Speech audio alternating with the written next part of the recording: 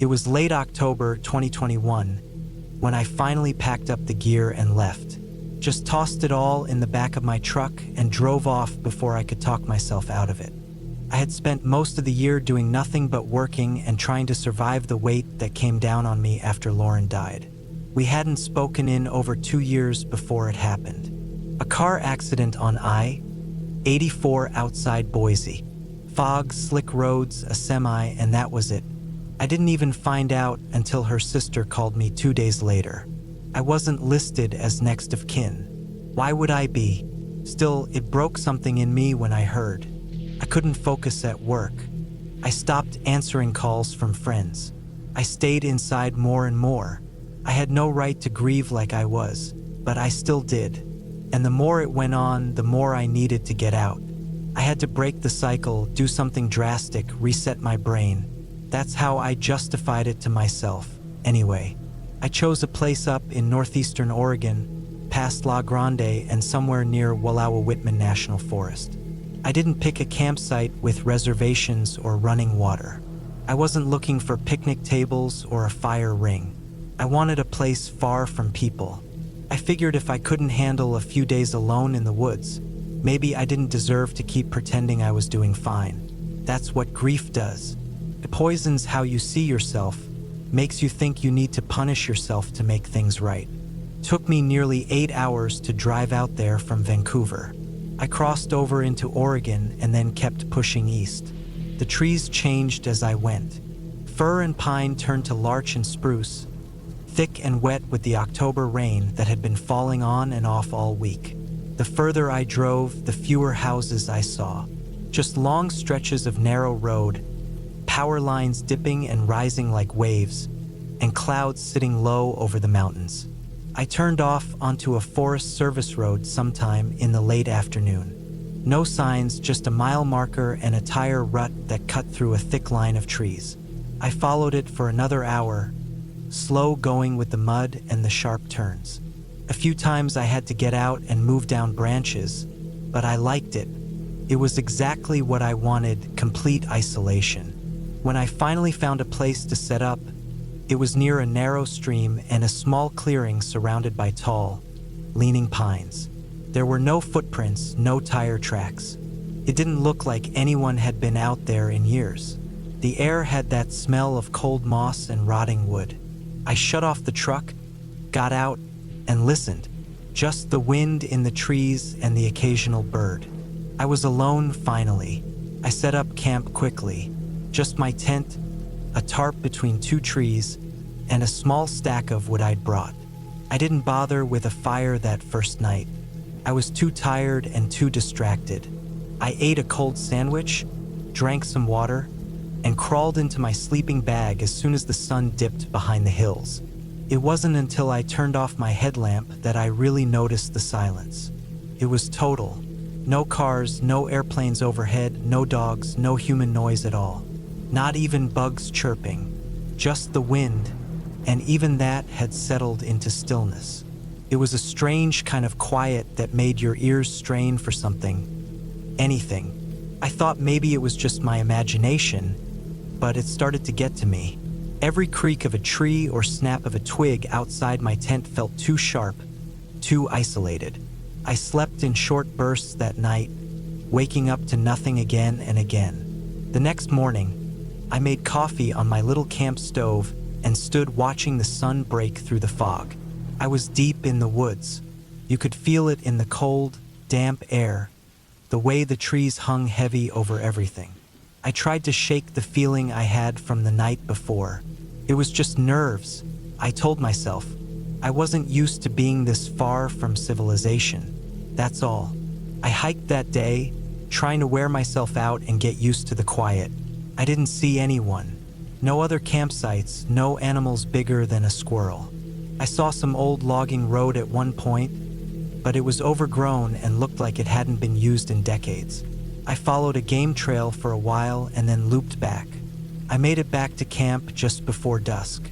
That night, I lit a fire and sat watching it. I kept thinking about Lauren, about the last time we went camping together in Northern California before everything fell apart. I remembered her sitting on a log, humming quietly, wrapped in a big gray hoodie. I remembered how her face changed when she was relaxed, how the lines smoothed out. It made something tighten in my chest. I almost wished I had brought something of hers out there, even if we hadn't spoken in years. I felt like I owed her that much, but I didn't have anything. That second night, I was more alert. I kept my knife closer, even though I wasn't really sure what I thought was going to happen. I zipped the tent tighter, double-checked the flap, and made sure everything around camp was cleaned up. But I still woke up again and again to that same silence. Only now there were footsteps. They weren't loud, just soft crunches of leaves and twigs outside the tent, slow and spaced out like someone was trying not to make noise. I froze the first time I heard them. I lay there staring at the nylon wall of my tent, heart pounding in my ears. I reached out slowly, found the flashlight and clicked it on. The beam lit up the inside of the tent, but I didn't move for a long time. The footsteps stopped. After maybe 10 minutes, I unzipped the tent and looked out. The fire had burned down to glowing coals. Everything was still. I stepped out barefoot, swept the light around the trees, the clearing, the path to the stream. Nothing. No movement. No eyes reflecting the light. Just empty woods. I told myself it could have been a deer or an elk. There were no signs of anyone else, no reason to panic. I went back inside and tried to sleep, but I didn't get much. The next day, I thought about packing up and leaving. I kept asking myself if this whole trip was just some emotional mistake I had made out of guilt. But I didn't want to give up so quickly. I made a plan to stay one more night. I keep the fire going longer, stay alert, and if anything else happened, I'd leave in the morning. That afternoon, I explored further down the stream. I followed it until it narrowed into a rocky bed, then climbed a hill that overlooked the valley I was camped in. The view was beautiful, trees stretching endlessly, snow dusting the distant ridgelines, fog clinging to the lower parts like a sheet. On the way back, I found something that stopped me cold. Tarp. Blue. Faded. It was maybe a few hundred feet from my site, half covered in pine needles and moss. It had been there a long time, but it hadn't decomposed completely. I bent down and lifted one edge. Underneath were torn strips of duct tape and what looked like an old, rotted backpack. The frame had rusted. There was nothing else I could identify. No ID, no name. I left it untouched and walked straight back to camp. I felt sick the whole time, like something was behind me, just out of view. I kept hearing rustling in the trees, but I couldn't tell if it was real or if I was just losing my nerve. That night, I didn't cook. I didn't even light the fire. I kept my flashlight on and my knife close. I stayed inside the tent, listening. The wind picked up, and the trees started to groan and creak. I waited for the footsteps, for that soft crunch of leaves again, and around 1 a.m. they came. This time, they didn't stop at the edge of camp. They came closer. I heard the unmistakable sound of a boot sliding in mud, the kind of sound that only happens when someone shifts their weight while standing still. I held my breath. My fingers tightened around the knife handle. I didn't move. Something was standing just outside my tent. I didn't turn on the light. I stayed still, barely breathing. After maybe a full minute, I heard the footsteps again, this time walking away. I counted to 300 before I unzipped the flap and looked outside. Nothing. Just trees. Just night. But in the mud near the tent, I saw it. A boot print. Human. Deep. Not mine. I left at sunrise. No breakfast. No coffee. I packed in 20 minutes, threw everything in the truck, and didn't even check if I forgot anything. I just drove. My tires slipped in the mud as I pushed back through the forest road, branches scraping the sides of the truck like claws. I didn't stop until I hit the highway. I never reported it. I never went back. I didn't look up missing persons cases. I didn't want to know. What I took from that trip wasn't clarity or healing. It was a reminder. Sometimes the silence isn't empty. Sometimes it's watching. And sometimes the past you think you're running from isn't the thing you need to fear.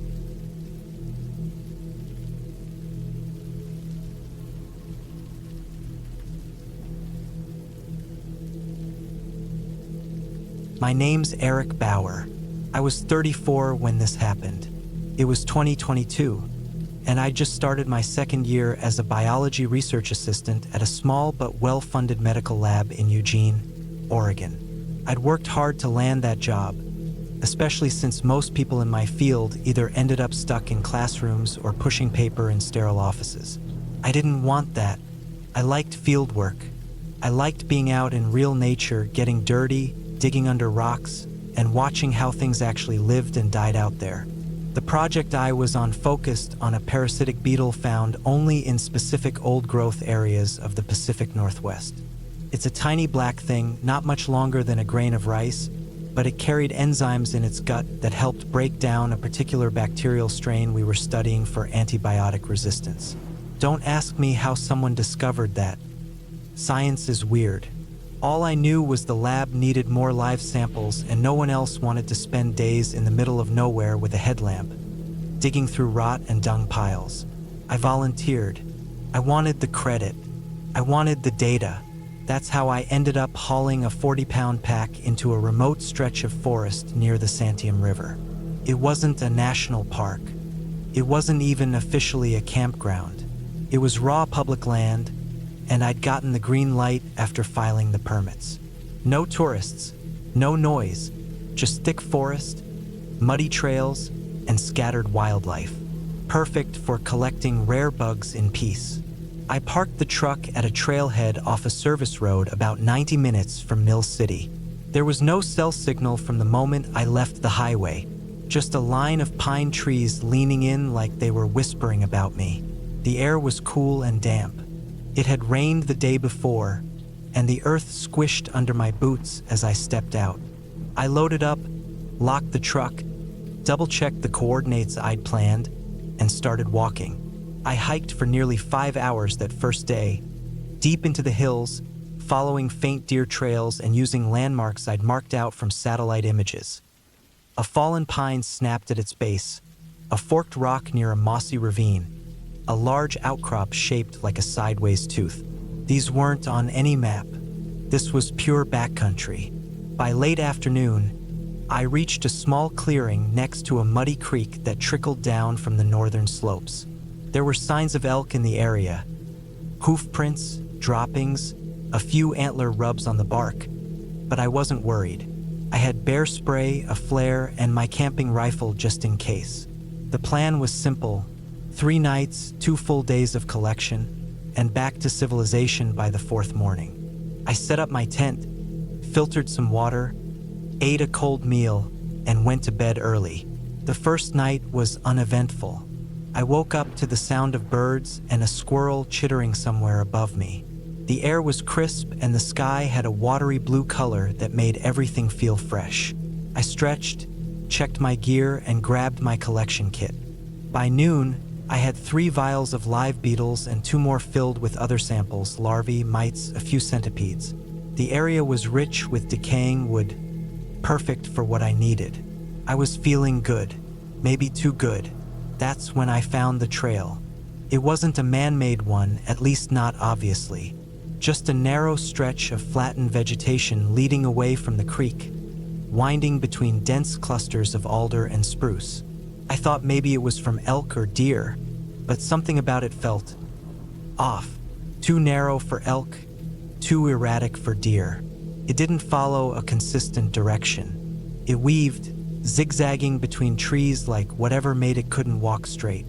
Still, curiosity got the better of me. I followed it for maybe 20 minutes, and that's when I saw the hole. It was about 4 feet wide, almost circular, dug into the hillside with clawed-out earth scattered around its edge. Not just a dent in the ground, this was deep, deeper than any animal burrow I'd seen in that area. And it smelled, not like rot or death, but like something ancient. Damp soil, mold, and an oily stink I couldn't place. Not sulfur, not feces, just wrong. I knelt beside it, shining my flashlight into the dark. The beam barely reached the bottom, maybe 10 feet down. The sides were packed dirt and roots, and I thought I saw something move near the bottom, just a twitch like a bug or rodent. I didn't climb down. I marked the GPS coordinates and made a note to return the next day. Maybe the beetles were nesting there. Maybe this was a jackpot. I headed back to camp, loaded up the samples, and spent the rest of the afternoon logging data and prepping fresh files. That night, I couldn't sleep. Something about the hole kept flashing in my mind. I'd seen strange burrows before. Fox dens, collapsed sinkholes, even abandoned mine shafts. But this wasn't any of those. This looked like something had dug it with purpose. Not for shelter, not to hide, just to be there. Around 2 a.m., I heard rustling outside my tent. Loud, heavy. I sat up, heart thudding, hand on my rifle. The sound moved past the tent, slow and steady, then stopped. I didn't breathe. I didn't move. My ears strained in the silence. Nothing. Then a wet crunch, like something chewing. Then silence again. I stayed awake until dawn, rifle on my lap, ears straining. When the light finally came, I stepped outside, slowly. The ground near the tent was churned up. Mud, leaves, and what looked like deep impressions. Not human, not boots, like knees or elbows had pressed into the earth. Drag marks led away toward the creek. I didn't follow them. Instead, I packed up the samples, grabbed my gear, and made for the burrow. I needed to finish what I came for, get the data, and leave. When I got back to the hole, it had changed. It was deeper, at least another 4 feet down. The edges had collapsed inward in places, like something had gone in or out during the night. I leaned over, flashlight in hand, and again I saw movement. Not one thing, many. Hundreds of tiny bodies shifting just out of reach. Beetles, maybe, but not like the ones I'd seen. These were longer, thinner, with glints of red and green under their shells. They scattered when the light hit them, vanishing into the darkness like water down a drain. I wanted a sample. I wanted proof. So I tied a rope to a nearby stump, clipped it to my belt, and lowered myself in. The dirt was damp and crumbly. My boots scraped against roots. I went down slowly, 1 foot at a time until I hit the bottom. The air down there was warmer than I expected. Thick, almost hard to breathe. I felt the ground shift slightly under my weight. My light flicked across the dirt walls, and that's when I saw them. Not just insects, bones, tiny ones, dozens, hundreds, scattered like debris around the bottom. Rodent skulls, bird wings, some broken, some whole, all stripped clean. The bugs had done it. I knew it right away. These things weren't just scavengers, they were predators. Organized, maybe even territorial. And they weren't the same beetles I was studying. This was something else, uncatalogued. I collected 2 vials worth and got the hell out of that hole. I didn't sleep the next night either. I sat in the tent, lights off, rifle ready, ears open. And just like before, something came back. But this time it didn't stop. It brushed against the tent. A soft sound, like fingers dragging across nylon. Then a weight pressed against the wall behind me. Not heavy, but firm. Testing. Then nothing. By sunrise, I made my decision. No more samples. No more burrow. I packed up everything. I was going home, but the forest didn't want me to leave. The trail was wrong. The landmarks I'd memorized were missing or moved. The forked rock? Gone. The snapped pine? Just a fallen log. The deer trail I'd used? Overgrown. I wasn't lost. I still had GPS, but the forest didn't look the same anymore. Like it had shifted. I pushed through brush for hours, soaking wet from sweat and creek water, until I finally found the old service road again. When I reached the truck, it was covered in mud, not just splashed, smeared. Handprints, dozens of them, small, thin, with clawed fingers. I didn't stop. I got in, locked the doors, and drove. When I got back to the lab, I handed off the samples. The techs were excited. Said they'd never seen anything like the new beetles I'd found. Said I might have discovered a new species. But I didn't care. I never went back. I quit a month later. Took a job teaching biology at a community college. Indoors. Safe. The last I heard, the lab had isolated enzymes from the new beetles that might be used in targeting resistant infections. Promising stuff. Maybe even groundbreaking. I still think about the hole, though. I think about the night something brushed against my tent. And I wonder how deep that hole really went. Because when I got home and cleaned out my gear, I found a clump of damp soil in my boot. Inside it was a beetle, still alive, but not alone. There were eggs too. I burned the boot.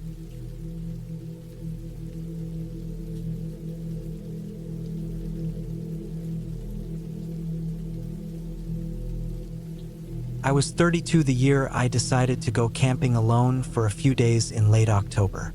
I'd been doing solo trips off and on since I was about 25, and I thought I had a decent handle on what I was doing. I never went far from a trail system, always packed enough food, gear, and first aid, and made sure someone back home knew where I was.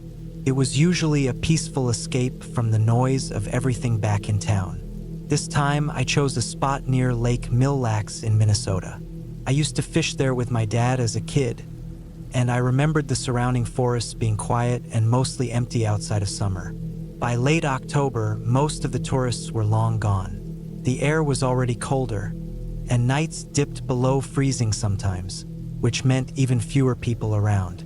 Sounded perfect.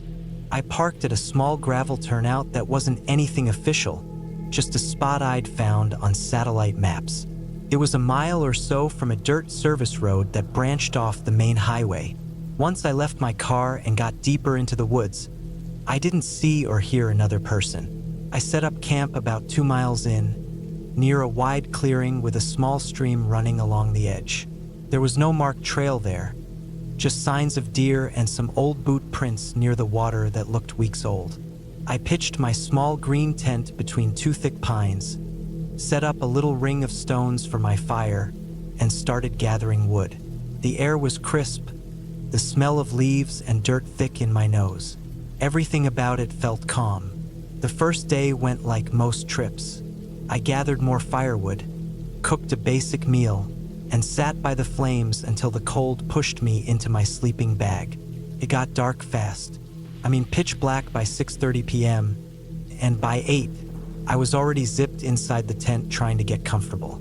The wind picked up sometime in the middle of the night, and I kept waking to small cracking noises in the trees, but nothing that felt threatening. It was just nature doing what it does.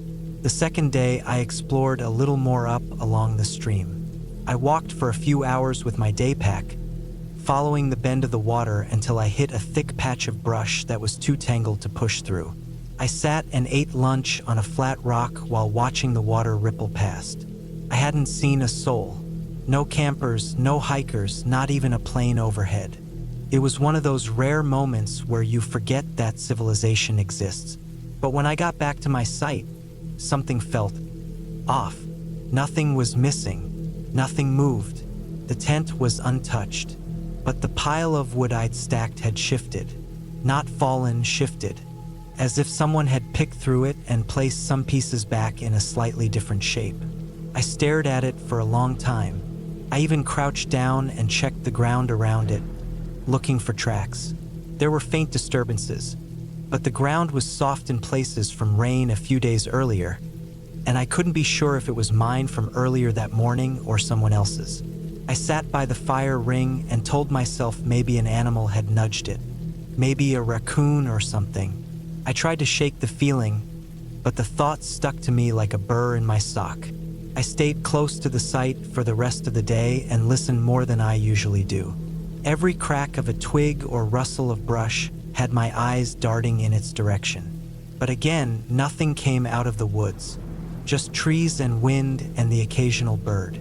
That night, I stayed up later, even after the fire died. I didn't want to go inside the tent. I kept telling myself it was nothing, but that quiet, gnawing voice in the back of my head kept whispering that something was wrong. I finally crawled into my bag around midnight, dead tired but still listening to every sound outside the thin fabric walls of my tent. At some point during the night, I think around 3 or 4 in the morning, I woke up again. It wasn't a noise that did it this time. It was the absence of it. The wind had stopped completely, and the forest was just still. No leaves, no creaking trees, just dead silence. I lay there, eyes open, heart thumping, waiting to hear something, anything. Then I did. A single crunch, maybe 15 feet away, heavy, not like a rabbit or a deer. Then another, deliberate, human. I stopped breathing for a moment, straining to hear more. Nothing. I sat up slowly and reached for my flashlight, but I didn't turn it on. I didn't want to give away my exact position. My heart was thudding now, so loud I thought it might be echoing in the woods. Then, after maybe 10 minutes of silence, I heard it again. One more crunch, closer. It felt like whoever or whatever it was had just moved a few steps and stopped. That's when I reached for the knife I kept inside the tent pocket. Not that it would have done much, but it made me feel less helpless.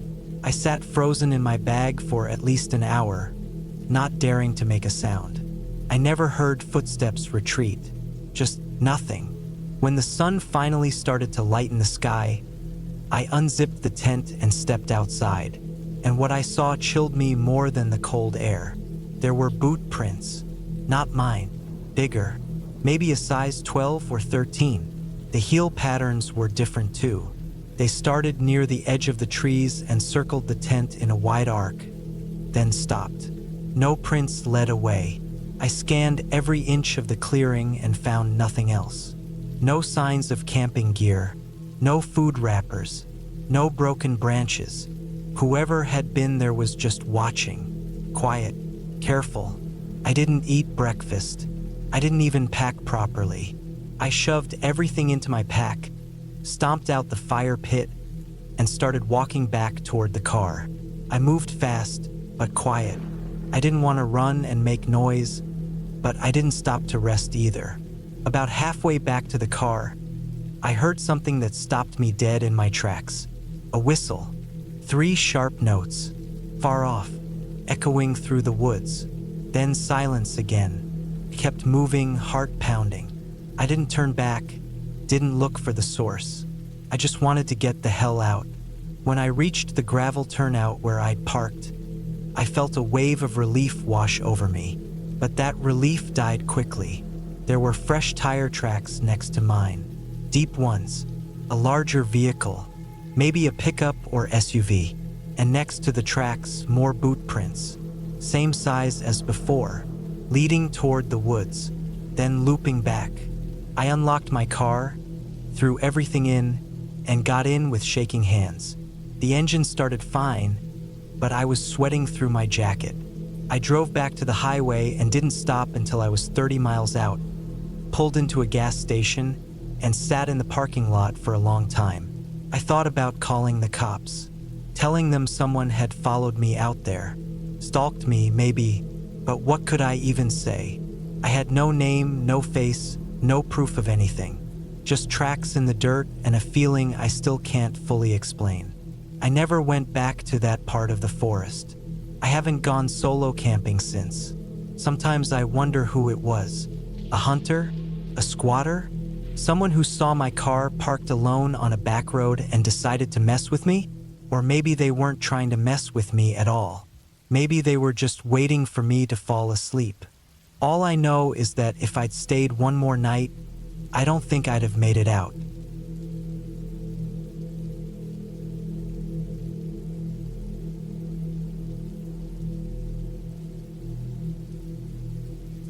It was mid-September 2018 when I went camping alone in the thick pine forests of northern Idaho. I was 33 then. I had taken some time off work, needing to get away from people, traffic, phones, and that constant noise that crawls under your skin after months in a city.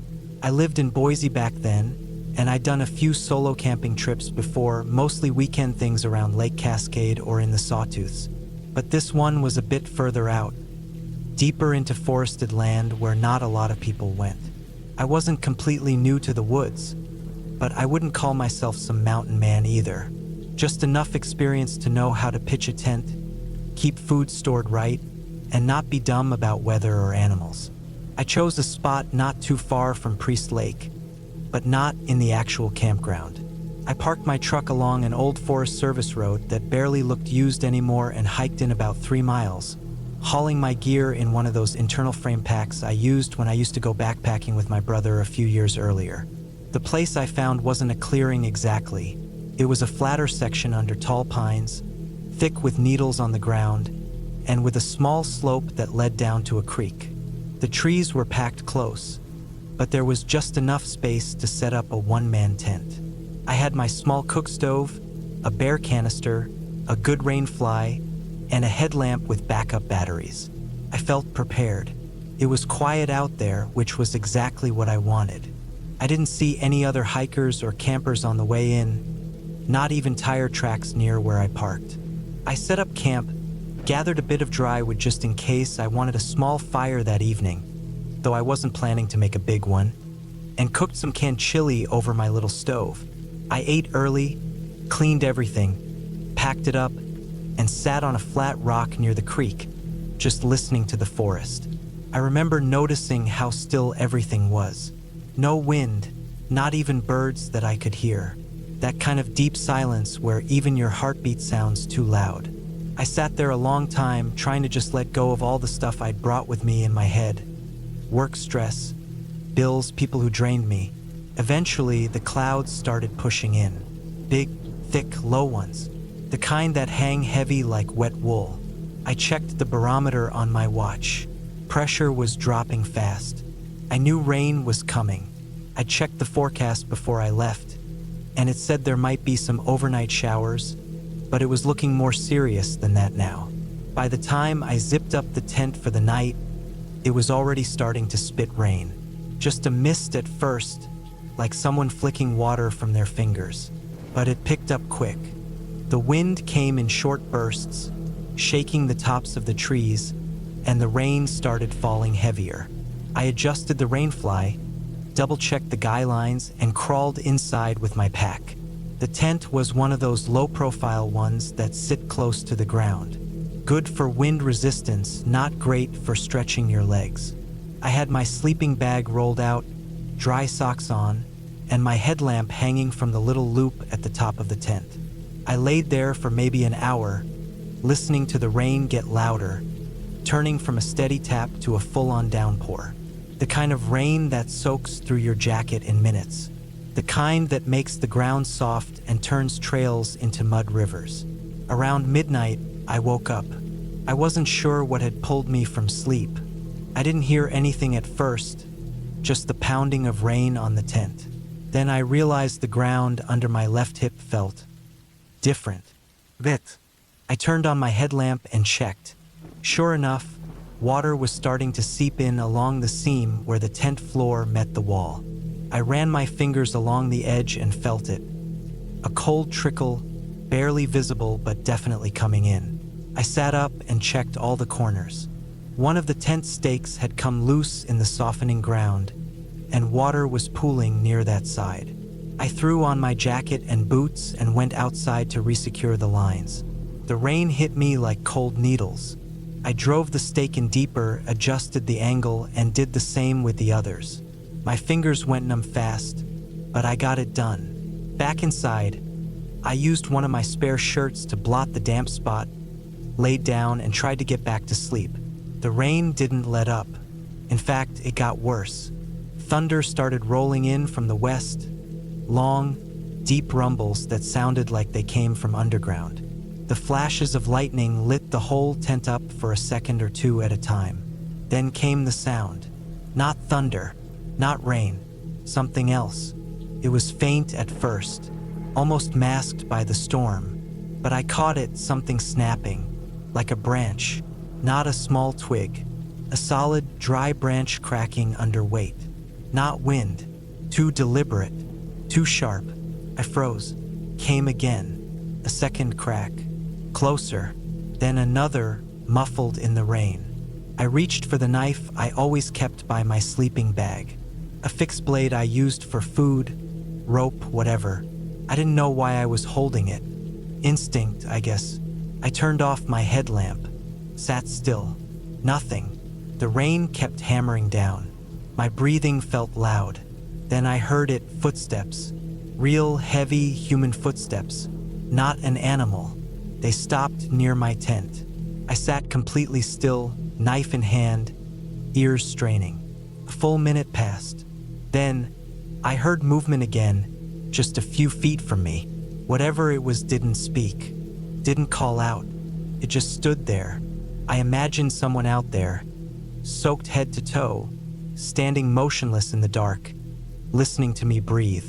Then the sound of something being dragged across the ground. Slow, a scrape, followed by another. Not close enough to touch the tent, just near. I stayed frozen, every muscle tight. Eventually, I didn't hear anything. No more dragging, no more steps, just rain. I waited what must have been another 20 minutes before I moved. I didn't unzip the tent. I just stayed alert, knife in hand, listening to the storm. At some point, I drifted off again from sheer exhaustion. When I woke up, it was light. The rain had stopped. Everything was soaked, but the storm had passed. I opened the tent and looked around. Wet trees, mud, pine needles. Then I saw the footprints. Real ones, human boots. They came from deeper in the woods, stopped near my tent, then circled to the side and went back the way they came. Not mine. I checked my own prints from when I fixed the tent. Completely different tread pattern. And about 15 feet away, there were drag marks. A long groove in the mud, like someone had pulled something heavy through it. Maybe a log, maybe not. I followed it with my eyes until it faded into the woods. I didn't stick around. I packed my gear in 10 minutes flat, didn't eat, didn't care about the wet tent, just stuffed everything into the pack and headed straight back toward the truck. I checked over my shoulder every 100 feet. The trail was slick, my boots kept slipping, but I didn't stop until I saw the old service road again. When I got to the truck, I saw more boot prints in the mud, different ones. They led from the forest to the back of my truck and then disappeared again toward the trees.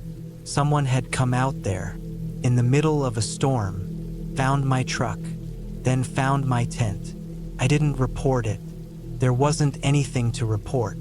No crime, no injuries, just a terrifying experience that sat in the back of my head like a brick. I never went back to that part of Idaho. I still camp sometimes, but not alone anymore, and never far from other people. And every time it rains, I think about that night, not because of what I saw, but because of what I didn't.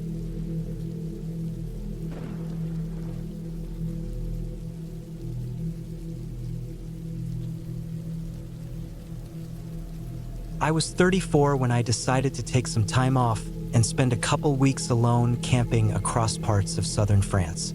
It was the spring of 2017. I'd been working a non-stop grind back in Amsterdam, rarely taking a real break. I didn't tell many people about the trip, just packed up my gear, booked a one-way train to Marseille, and started making my way inland toward quieter areas. I had a plan to move through some less popular trails and sleep out in my tent where I could, maybe hit a few rural campsites when I needed to restock. After a few nights around Digny-les-Bains and Castellane, I found myself drawn to the more wooded parts east of a small village called Anat.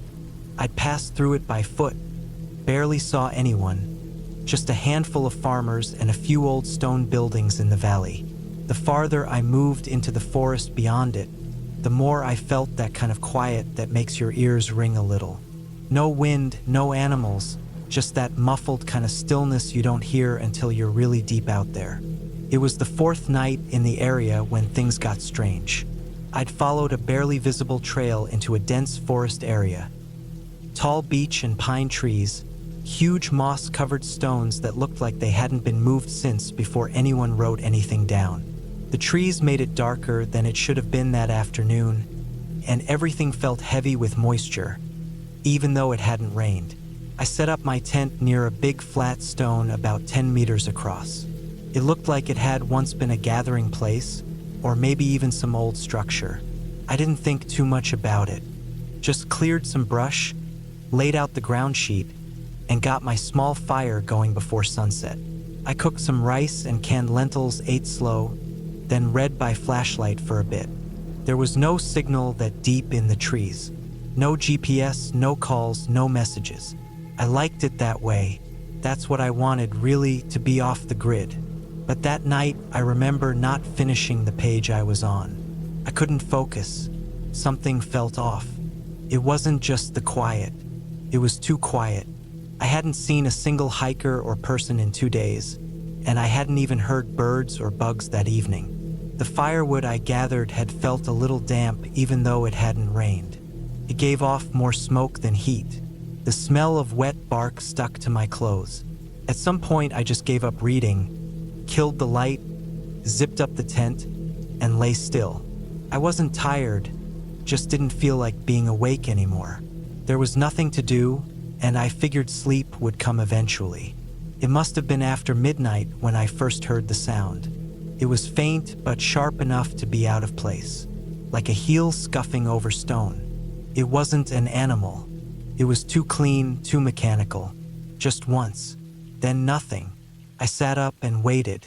It's hard to explain how long a minute feels when you're in the dark woods, alone, with no way to know what's moving outside. I didn't dare unzip the tent. I just stayed frozen. Then I heard it again, this time longer.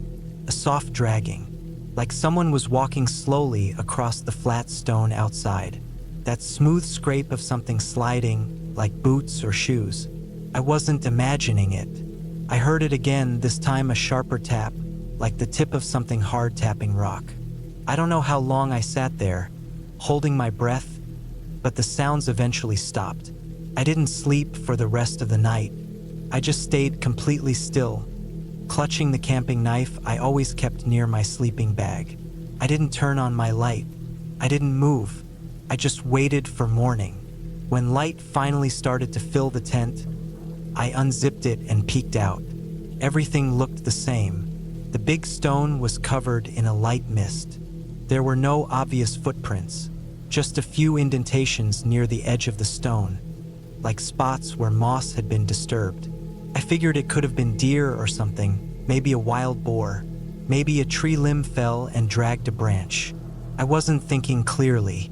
I convinced myself to brush it off.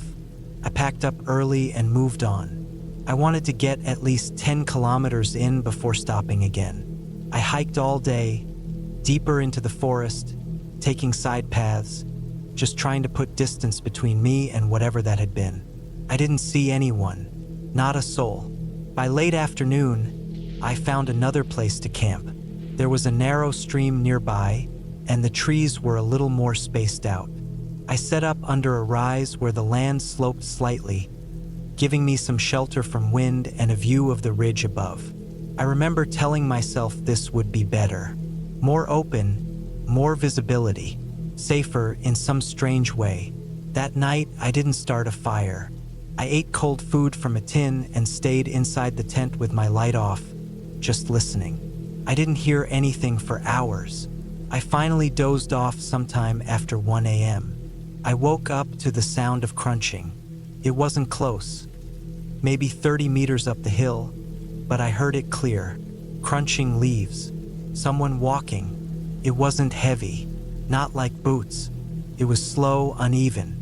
I kept still, heart pounding, trying to breathe through my nose so I wouldn't make noise. The sound kept going, step, pause, step, then another pause. I couldn't see anything through the tent walls, but I felt like whatever it was had stopped.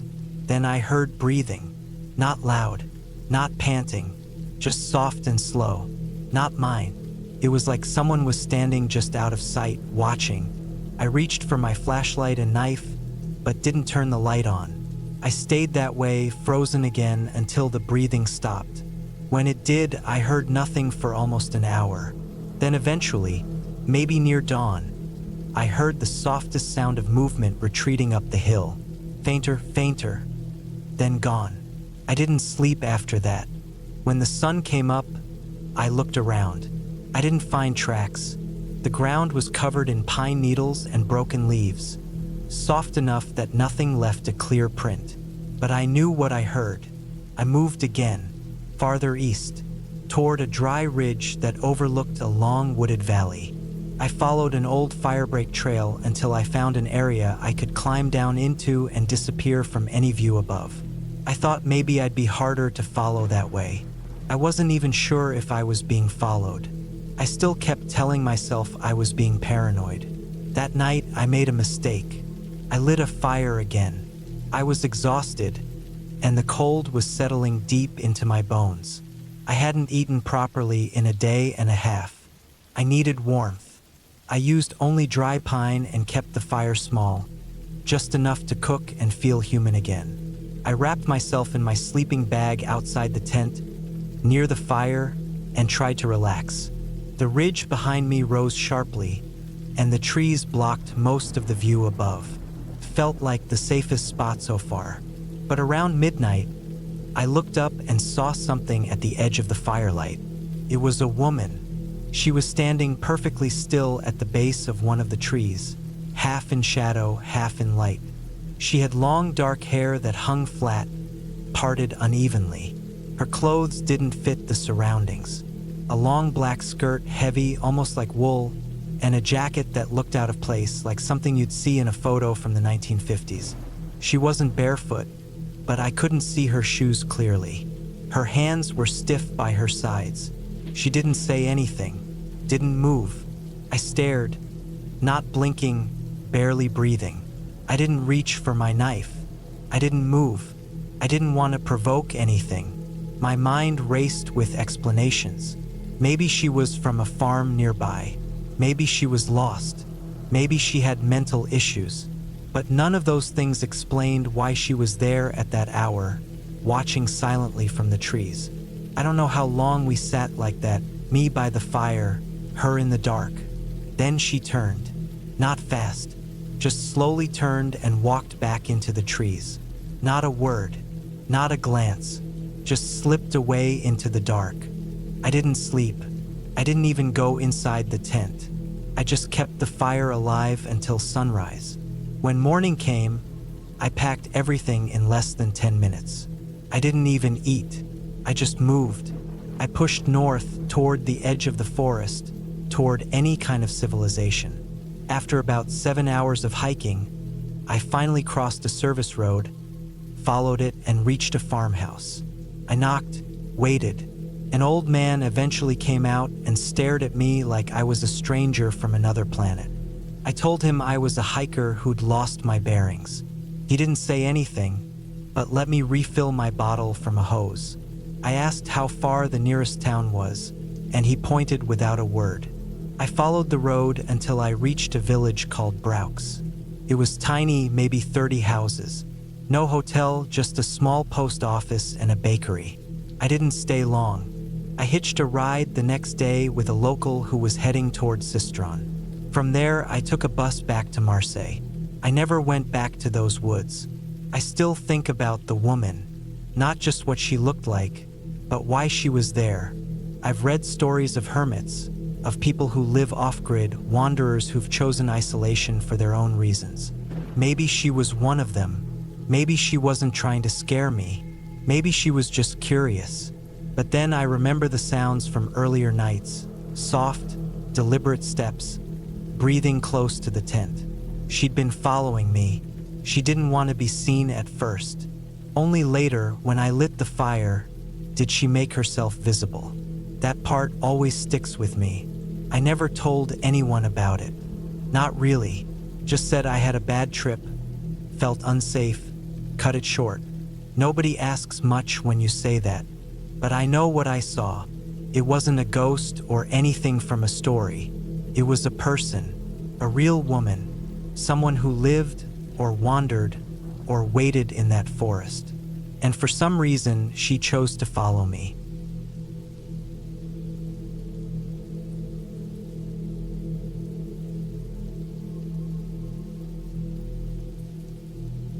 I took a solo trip in October of 2021, just before the weather really turned.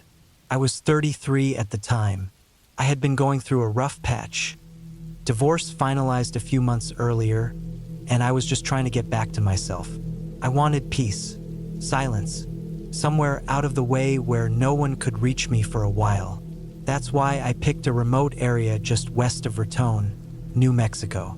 Sparse hills, dead grass, some scattered pinyon and juniper trees, and long dirt roads that twisted up into the backcountry where no one really went unless they had a reason. I loaded my gear into my old Tacoma and drove out of Albuquerque early in the morning. I had a cooler, plenty of water, dried food, a simple two-man tent, and my old .45 for safety. Not that I expected to need it. I also had my Garmin in reach, since I knew there'd be no cell service once I got out there. It was just a safety net, something I brought for peace of mind. The drive was about 3.5 hours, and I didn't see another car once I left the main road. The dirt trail I followed wasn't on any official map, but I had found it while poring over satellite imagery weeks earlier. It cut through the southern stretch of the Vermejo Park ranchlands, though I wasn't on any official property. I parked near a small ridge and hiked in another mile with my gear. The landscape was dry, dusty, and empty, beautiful in its own quiet way. That feeling of complete isolation was exactly what I needed. I pitched my tent near a dry creek bed and got camp set up. I had no schedule, no plans. I boiled water for coffee, sat on a folding stool, and just watched the wind bend the tall yellow grass. For the first few hours, everything felt perfect.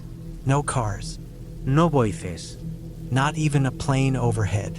Just the wind and the occasional caw of a crow off somewhere in the brush. The first night was uneventful.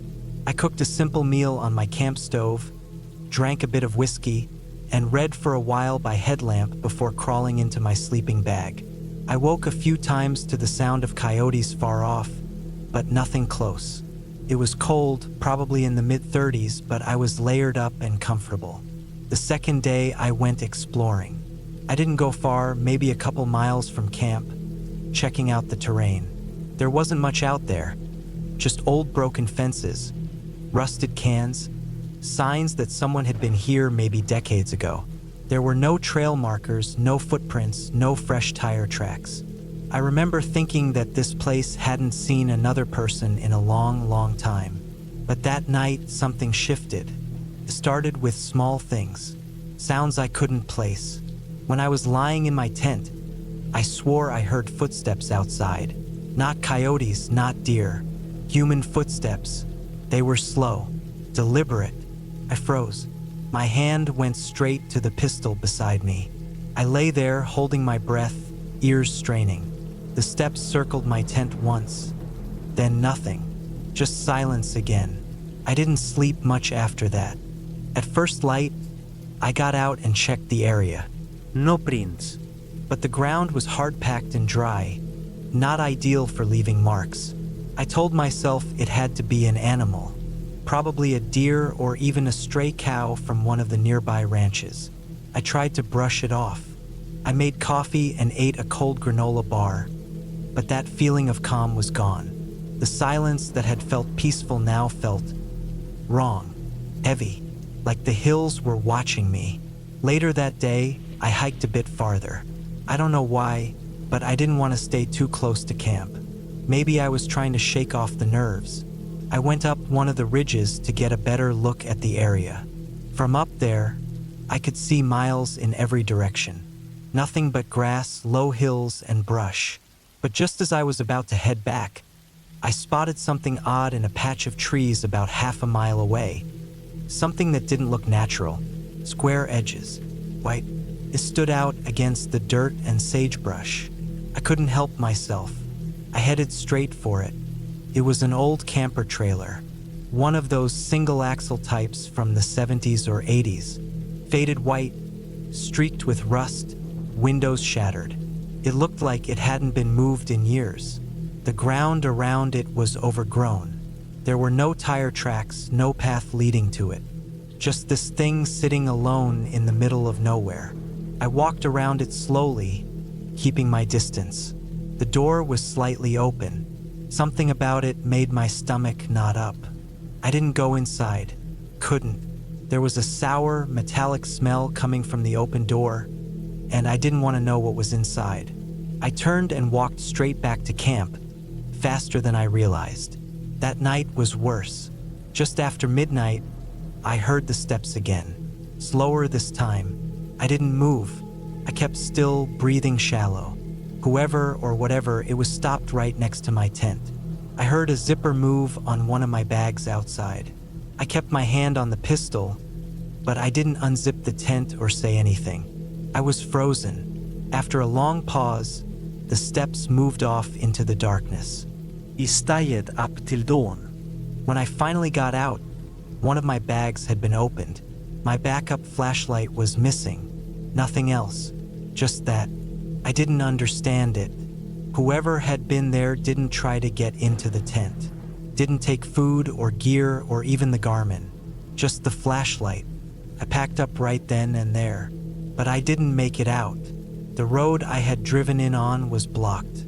A tree had been pushed down across the trail. Not fallen, pushed. You could see where it had been shoved from the base, clean and deliberate, like someone had used leverage or even a winch to knock it over. It wasn't wide, maybe 10 or 12 inches in diameter, but I couldn't drive over it.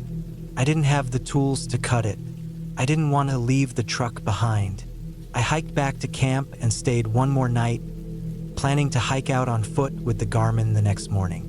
I figured I could walk out to a ridge where the satellite might get better signal and call for help. But that night, things got worse. Just after dark, I heard movement. Not footsteps this time. Branches breaking. Brush being pushed through. Whoever was out there wasn't trying to be quiet anymore. I sat by the fire, pistol in hand, flashlight in the other.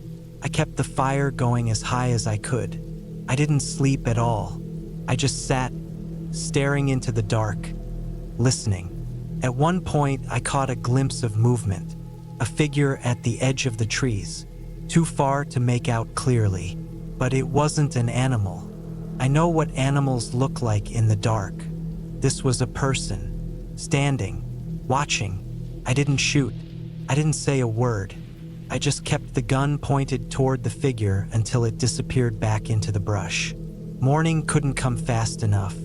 I left the tent behind, took my pack, Garmin, water, and started hiking fast, moving south toward where I knew the highway was, probably 8 or 9 miles out.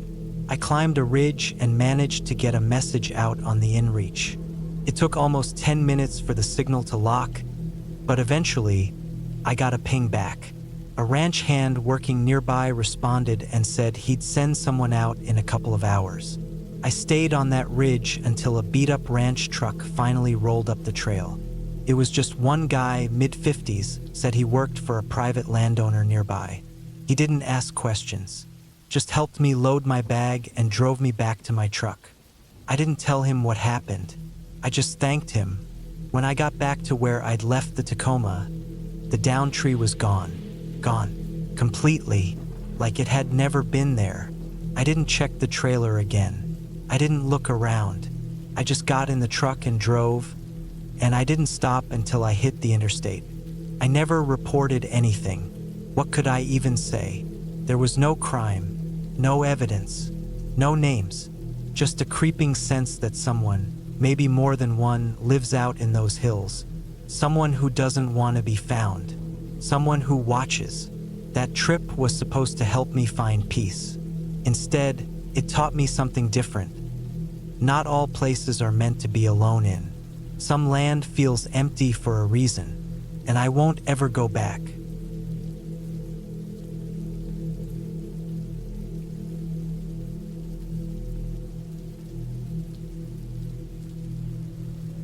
It was late October of 2021, and I had just turned 29 a couple of weeks before. I lived in northern Georgia at the time, working remotely in software development, which gave me the kind of freedom I needed to take short solo camping trips whenever I wanted to clear my head. I wasn't really the adventurous type growing up, but over the years I'd developed a thing for being alone in nature. I think it helped me reset, especially when work or life got a little too loud. That weekend, I decided to head out to a place I hadn't been before, a remote stretch of land along the Alabama side of the Tallapoosa River. I'd heard about it from a guy I'd met on a hiking forum who'd posted photos of an old iron bridge deep in the woods. It wasn't on any map, not even the USGS topo layers. It looked abandoned and overgrown, and that made it even more appealing. Something about forgotten places pulled me in. I figured I'd drive out Friday morning, get there by midday, hike in a couple of miles, set up camp near the bridge, and just chill for a couple of days. The drive out there took just under 4 hours. I stopped at a gas station outside Wadley to stock up on some snacks and water. I already had my gear packed: tent, sleeping bag, tarp, Jetboil stove, basic first aid kit, flashlight, batteries, knife, bear spray, extra clothes, the usual. I parked my car about half a mile off a dirt service road, just before the trail became too narrow to drive. There weren't any official trail markers, just an old, beat-up gate with a rusted chain hanging off to the side. The weather was perfect. Clear skies, high 60s, and that crisp fall smell that always makes the woods feel a little quieter. I walked for maybe 2.5 miles through mostly pine and hardwood. The path narrowed into a worn deer trail, and after another half hour, I finally found the bridge. It looked exactly like the photos, massive, rust-covered, with one side twisted and partially collapsed into the ravine below. There was no road on either end of it anymore, just gravel and weeds. Nature had slowly started reclaiming it. I figured it had been out of use for decades. There was a gentle slope down to the riverbank beside it, and just enough flat space to set up my small tent between a few sweet gums. I dropped my pack, got everything set up, and boiled water for some instant noodles. I remember sitting there with my back to a tree, just looking up through the branches as the light started to fade. That first night passed quietly. I slept light like I usually do out there. I'd hear the usual sounds: leaves shifting, a few small animals running through the underbrush, the occasional owl, but nothing out of place. Sometime around 2 or 3 a.m., I did hear something heavier moving around in the woods on the far side of the bridge, maybe 40 or 50 yards off. My first thought was deer, maybe even a boar, but the sounds didn't linger long, and I didn't hear them again after that. I sat still in my bag for a while, listening. It was dead quiet again after a few minutes. The bridge creaked in the wind once or twice, that long, drawn-out groan metal makes when it's strained. The next morning I got up early, stretched out my back, and walked the area a bit. The bridge itself was too unstable to walk across, but I took some photos and explored down by the water. There was something peaceful about the way the sunlight filtered through the trees, turning the river amber. I saw some raccoon tracks near the edge and found an old rusted hubcap half buried in the mud. I figured maybe a car had once gone over the bridge or gotten dumped out here decades ago.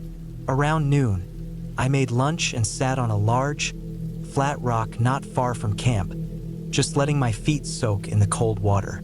I was fully relaxed. That changed sometime around 4 p.m. I was collecting deadfall a little deeper in the woods when I noticed something that didn't sit right. About 60 feet from my camp, in a shaded area between a stand of tulip poplars, I saw what looked like fresh tire tracks. They weren't obvious at first, just slight indentations in the soft earth, but they were too clean and straight to be made by anything natural. And they weren't old. The edges hadn't dried or crumbled. I crouched down and touched them. They were fresh, real fresh. It hadn't rained in over a week, and those marks looked like they'd been made within the past few hours. They weren't ATV tracks either, wider like a small truck or SUV. That caught me off guard because I hadn't seen another soul since I'd left my car, and I was miles off the road. I walked the length of the tracks back toward where I thought they might have come from, but they just sort of faded out near a ridge where the forest thickened. There were no roads on that side, no real clearings or signs of recent human activity. I turned around and followed them back, now feeling a bit uneasy. When I got back to camp, I checked my gear. Everything was still there, but I noticed that one of my food bags, the one with the trail mix and jerky, had been unzipped. I was almost sure I'd left it sealed in my pack, and even if an animal had gotten into it, there'd be tearing or chew marks. But the zipper was cleanly undone. Nothing was missing, though. That's what bothered me. Why unzip it just to leave it? That night, I barely slept. I laid there for hours, flashlight in hand, listening. Around midnight, I thought I heard branches snapping, sharp, single cracks, not the kind that come from falling limbs. It sounded like someone stepping on twigs, slow and deliberate, maybe 20 or 30 yards off. I didn't move, just breathed through my nose and kept my ears open. It stopped after a while, and eventually I drifted off out of sheer exhaustion. The next morning, I woke up early and decided to head out. I didn't feel right anymore. Something was off. I packed up quietly and tried to retrace my route back toward the car. I was maybe 3/4 of a mile from where I'd parked when I saw it. There was a small pull-off where the forest opened slightly, and there in the dirt were 2 clear boot prints, headed in the direction I'd just come from, toward the bridge. They were deep, crisp, fresh, size 10 or 11 maybe. I stood there for a while, staring at them, trying to make sense of how someone had followed me in without me ever hearing or seeing them. And that's when I noticed something else. Drag marks, faint, like someone had pulled something through the leaves. Not large enough for a deer or game, more like a small tarp or bag. The marks trailed off to the right, downhill toward a narrow ravine. Against my better judgment, I followed them maybe 30 yards. That's when I saw what looked like a small camouflage tent, hidden behind some brush, nearly invisible from the trail. It had no markings. There were no campfire remains, no backpack, nothing. Just a tent, zipped shut. I didn't touch it. I didn't call out. I turned around and walked back to my car, making sure I wasn't being followed. Every step felt like it took a full minute.